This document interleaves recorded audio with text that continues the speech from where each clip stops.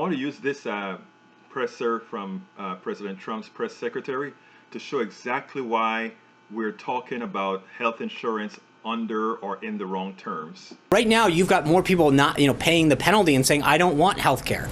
I'm not going to pay the penalty because costs are too high.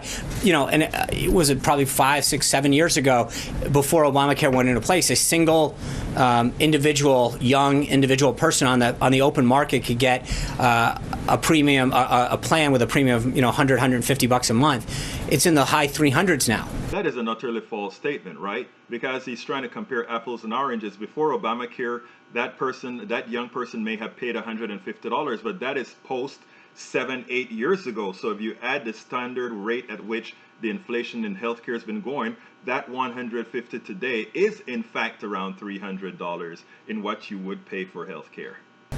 And I think that there's a big difference. You're not, for young people just entering the workplace, for example, your example, they go get into an accident. Right now, you've got a lot of individuals that get off their parents' health care and say, I'm healthy.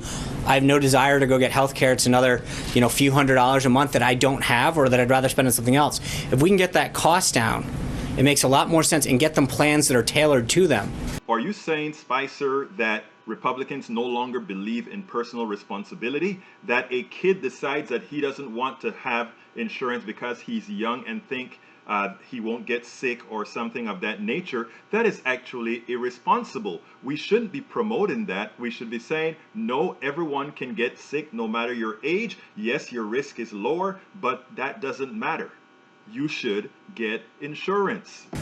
27, 28-year-old individuals don't need care that's for folks, that talks about certain things, that a plan that has certain things that are towards the end of life. But right now you've got one-size-fits-all government-run, government-mandated plans that offer people a suite of medical services that they do not need because there's no choice. And that is the problem with health insurance.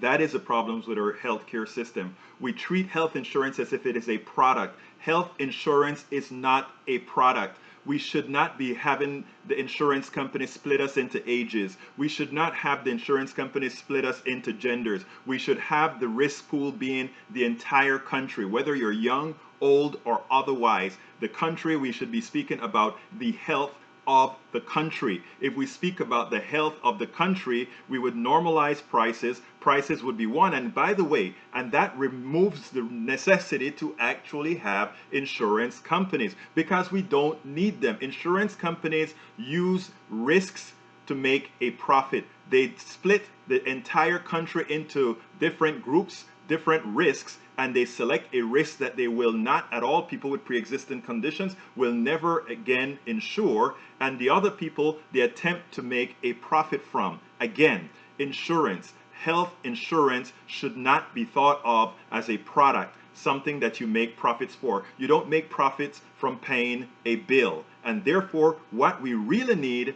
is to keep Obamacare as is for now and ensure that going forward it is actually modified into a single payer system where there's no profits going to corporations, where there are no profits for paying insurance going to anybody else other than your health care and a 3% overhead that insurance like Medicare has. In other words, if we had Medicare for all, single payer system, we would have much cheaper insurance and we can work on the real problems in the medical system that are there, the drug companies, the hospitals, and others.